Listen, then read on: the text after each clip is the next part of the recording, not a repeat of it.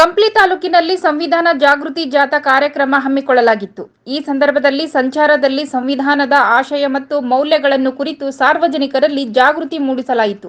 ಈ ಸಂದರ್ಭದಲ್ಲಿ ಮಾತನಾಡಿದ ಕಂಪ್ಲಿ ತಹಸೀಲ್ದಾರ್ ಎಸ್. ಶಿವರಾಜ್ ಶಿವಪುರ, ರಾಜ್ಯ ಸರ್ಕಾರವು ಸಂವಿಧಾನ ಜಾಗೃತಿ ಜಾಥಾ ಕಾರ್ಯಕ್ರಮವನ್ನು ರಾಜ್ಯಾದ್ಯಂತ ಹಮ್ಮಿಕೊಂಡಿರುವುದು ಶ್ಲಾಘನೀಯವಾಗಿದೆ. ನಮ್ಮ ಸಂವಿಧಾನವು ಪ್ರಪಂಚದಲ್ಲಿಯೇ ದೊಡ್ಡ ಲಿಖಿತ ಸಂವಿಧಾನವಾಗಿದ್ದು, ಜಗತ್ತಿನ ಅತಿ ದೊಡ್ಡ ಪ್ರಜಾಪ್ರಭುತ್ವ ರಾಷ್ಟ್ರವಾದ ಭಾರತದಲ್ಲಿ ಆಡಳಿತ ವ್ಯವಸ್ಥೆ ಸುಸೂತ್ರವಾಗಿ ನಡೆಯಲು ಕಾರಣವಾಗಿದೆ ಎಂದು ಹೇಳಿದರು.